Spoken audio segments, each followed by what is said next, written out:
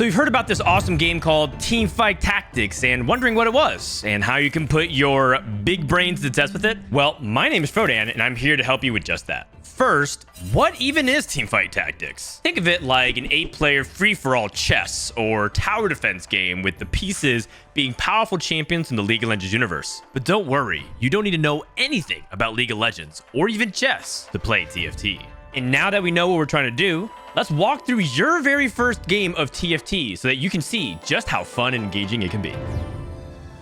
At the beginning of the game, you'll vote on one of 3 portals and vote for it by standing on it. Each of these portals alters the game's rules. With over 40 options, each game offers varying experiences. You can opt in for more resources for everybody, including yourself, or minimal tactics, depending on your playstyle. In this game, these cute little scuttle crabs are going to give us extra loot and resources, so we'll have much more gold for buying champions than usual. At the start of every game, we'll be looting these monsters to collect items, gold, and champions. This is called our opener, before fighting other players in the lobby. So walk over these orbs and collect your loot. For our first game, our core game plan will be to play a strong, basic strategy of spending our gold at low levels to find 9 copies of a champion and 3-star them for victory. We call this in TFT a reroll strategy, and I highly encourage any starting player to begin their journey with reroll comps. Compositions in TFT are constructed from traits that you see on the left-hand side of the screen. In this game, we're going to be focusing our strategy on a simple sniper composition, focusing on 2 1-cost units, Caitlyn and Kog'Maw. Snipers are a trait that gives you bonus damage for each hex between the unit and the target, so putting them in the far back is key. Kog'Maw also has another trait called Mythic, which gives all Mythic units bonus stats. So this gives us a reason to also look for Cho'Gath, a Mythic Behemoth tank. By finding Malphite who shares the defensive Behemoth trait with Cho'Gath, we put together a nice, well-rounded team of snipers and Behemoths.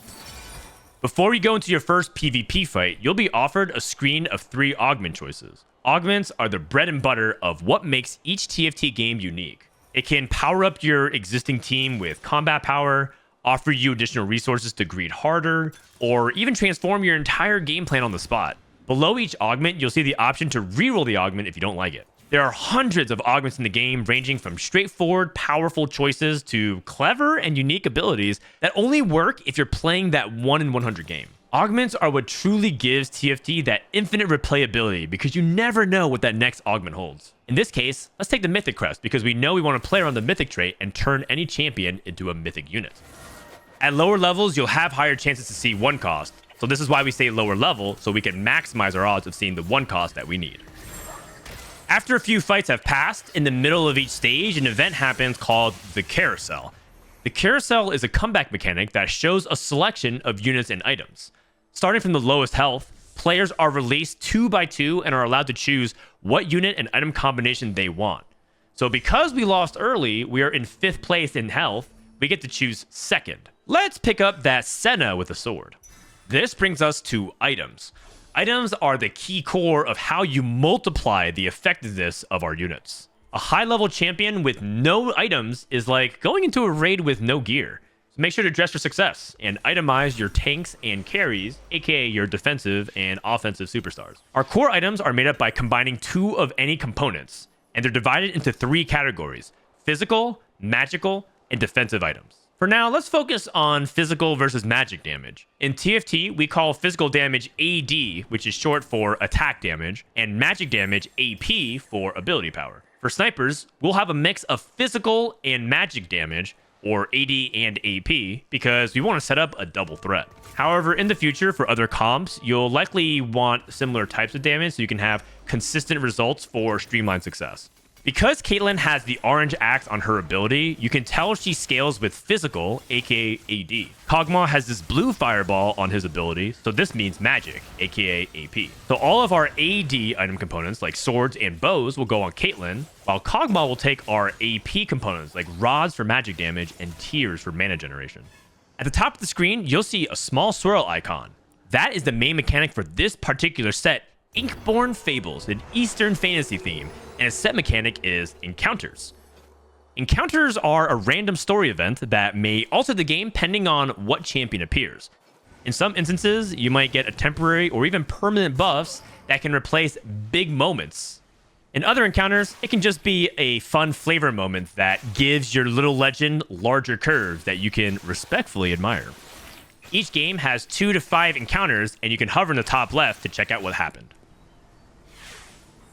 You may have noticed by now that we're not spending our gold for a long time. We're almost at 70 plus gold now. This is because TFT rewards you for one of the most OP mechanics ever invented by humanity and is still prevalent in modern society: compound interest. For each 10 gold you save, you get an additional gold up to 5 interest or 50 gold per turn. So saving helps you save more and allows you to generate more income than other players who are spending their gold to level or roll early. So because we're capped at 50 gold for interest gains, we will roll down to 50 every turn to look for our 1-cause units. Then we let our natural income combine with the interest and roll our excess gold. Just like in life, if we try to do this on an empty bank account, you're going to struggle, most likely not hit, and be far behind everybody else.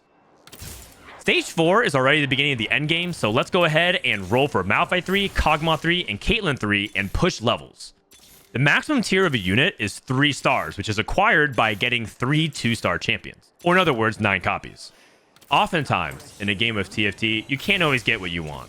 Staying at low levels just for Cho'Gath alone is not worth it. So we abandoned part of our initial game plan to try to keep up with the other players. You gotta know when to hold them and when to fold them, or when to chold them.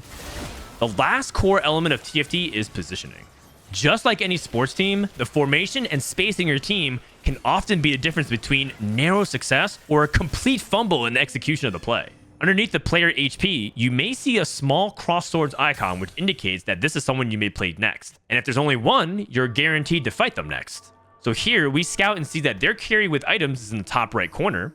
And this means that we can double up our snipers on the bottom left corner for maximum sniper value. By placing snipers in the corner, we are giving them maximum distance for that sniper damage bonus. We line up our front line to keep them effective and holding off enemy units. And look at that. In TFT, we call that a positioning diff. Who knows if we would have won without that last second maneuver. We won a lot of fights and it was looking good, but it also seems like our team is starting to get outscaled by higher tier comps that successfully pushed high enough levels. So it looks like we're going to lose our last couple of fights. But that's okay. In TFT, getting top 4 is a win, so you're guaranteed points towards your rank. From there, any additional placements is gravy on top. Reroll strategies are great for that top 4 win, but oftentimes can struggle to get that coveted top 1 spot for maximum rank points. But that's a fight for another day.